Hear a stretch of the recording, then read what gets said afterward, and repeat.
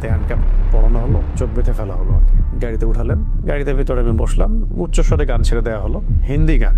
আমাদেরকে 7 দিনের জন্য গুম করা হয় এবং এমন একটা জায়গায় রাখা হয় যে জায়গাটাকে এখন মানুষ আয়নাঘর নামে বলে আর কি।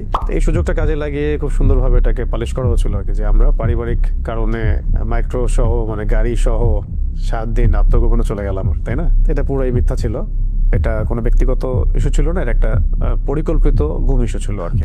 মনে হলো যে maybe this is the end of my life, my journey, my mission. তা আমার মনে আছে যে আমি কালিমা শাহাদা পড়লাম। এখানে এসে আমার হাত ধরলো যিনি, ঠিক আছে, তিনি আমাকে বললেন যে we are from DB, please cooperate. এই তো সে ভাই লুঙ্গি পরা, তো আমি বললো আরে ভাই লুঙ্গি পরছেন, সমস্যা নেই, চলেন ওঠেন, ব্যাপার না, আমার পোশাক আছে, ওখানে গিয়ে দিয়ে দিব। তো ও বেচারা লুঙ্গি পরে উঠে গেছে, ও লুঙ্গি পরে আয়না করে। আমাদের গাড়িটা তার মাদ্রাসার গেটের সামনে ব্রেক করলো, আর এখানে ফোন দিয়ে বলবো যে গেটটা খোলো। ফোন ডায়াল করার মধ্যেই এই 4-5 মিনিটের মধ্যেই আর কি 2টা বা 3টা হয়তো বড় বড় এই মাইক্রো টাইপেরই হবে, হাই প্রোফাইল গাড়ি আর কি, এরকম কিছু গাড়ি দাঁড়ায় গেল এবং ওদেরকে আগে উঠাই ফেলছে গাড়ির মধ্যে।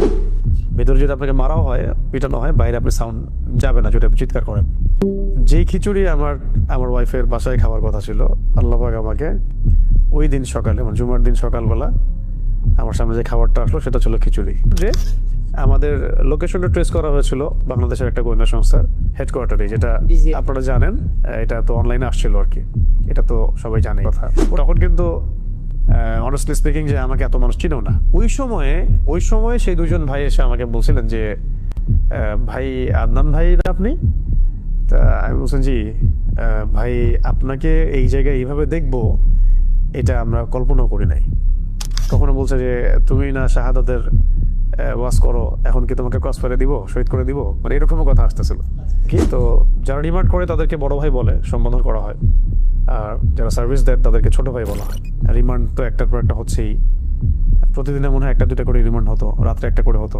একটা রুটিন প্রোফাইল আছে তাদের, যে আমি কোনো জঙ্গি সংগঠনের সাথে আছি কিনা, আমি কোনো বৈদেশিক কোনো সংগঠনের সাথে জড়িত কিনা, কেন আমি জিহাদের কথা বলছি, কেন আমি ইকামতের দিনের কথা বলছি, কেন আমি মানে খিলাফা শব্দ ইউজ করছি, কেন শরিয়া বিধানের কথা বলছি, এই বিষয়গুলো নিয়ে ঘুরে ফিরে বেসিক্যালি আসলে কথা হচ্ছে। কেন জায়নিস্ট মুভমেন্টের এগেনস্টে কথা বলা হচ্ছে, খাস করে কেন আমি ইসরায়েলের এগেনস্টে কথা বলছি, আর এদিকে ভারতের ইন্ডিয়ার এগেনস্টে কথা বলছি। আমার কাছে মনে হয় ওই 7 দিন আমি যেভাবে আল্লাহকে ফিল করেছি, এটা আমি মনে হয় আমি আমার জীবনে আর কখনো করি নাই। তিনি বলছিলেন যে তোমার এগেনস্টে 2 জন আলেমের বক্তব্য আছে আমাদের কাছে। তার মানে আমরা বিষয়টা কি বুঝলাম, যে এই তাগুতি শক্তির, তাদের আন্ডারের এই গোয়েন্দা সংস্থার এবং তাদের মানে যে চেইন অফ কমান্ড, তাদের মধ্যে এমন কিছু লিঙ্ক আছে যেটা দাড়ি টুপিওয়ালা মানুষই আপনার এভিডেন্স হয়ে কাজ করতেছে, যে অমুকে জঙ্গি, অমুকে খারেজি, অমুকে উগ্রবাদী, তাদেরকে বুঝাই দিচ্ছে বেসিক্যালি এই মানে গ্রুপ অফ পিপলটাই।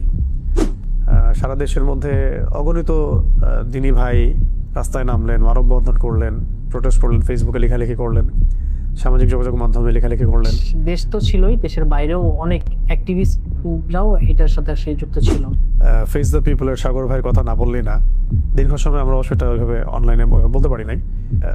তার ভূমিকা এখানে অনেক বেশি আছে। তিনি যে মিডিয়াতে এটাকে উপস্থাপন করেছিলেন, আমার স্ত্রী সেখানে কথা বলেছিলেন, তখন এমন একটা অবস্থা ছিল যে অনেক পরিচিত আলেমও আমাদের সাথে সম্পর্ক ছিন্ন করছে বা চিনি না এরকম বলছে।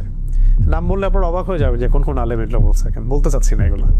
যাতে তোমাকে আমরা এখন কি করবো, ক্রস ফায়ার দিব নাকি তোমাকে ছেড়ে দিব, ছাড়লে কোথায় জানবো, কি করবো তুমি বলো। তো আমি বললাম ঠিক আছে, আমি একটা প্ল্যান করার চেষ্টা করতেছি, বের হওয়ার কোনো রাস্তা স্পিড বিডি করে যে তোমার ব্যাপারে ফেস দ্য পিপলের এত আগ্রহ কেন, তোমার ব্যাপারে সংসদে কথা হচ্ছে কেন, একদিন আসে এটা বলে চলে যায়, আবার একটা রিমান্ডে এসে বলে হ্যাঁ তোমাকে নিয়ে জাতিসংঘে কথা হচ্ছে কেন, আবার আসে তোমাকে নিয়ে এত মানববন্ধন কেন।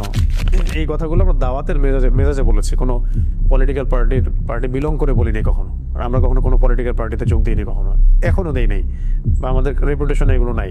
মানে আমি বলছি এখনো যদি আপনারা এই ধরনের দাওয়াত দেন, ইসলাম কায়েম, দাওয়াত তাবলীগ, জিহাদ, ইসলামী হুকুমত, শরিয়া, আপনিও টেস্ট হয়ে যাবেন, আপনাকেও টেস্ট করে ফেলা হবে, এবং আপনারও যে আজ না হোক কাল যে কোনো বিপদ হবে না কোনো গ্যারান্টি নাই। তো সবচেয়ে ভাইটাল যদি আপনি কারো নাম বলতে বলেন এই বিষয়ে, খাস করে আমার দ্বিতীয় স্ত্রী সাবেকুন নাহারের কথা, তার যে ভূমিকাটা, এই ভূমিকাটাই আমার কাছে আসলে সবচেয়ে মানে আমার হৃদয় ধাক্কাটা একটা অনুভূতির মতো থাকে।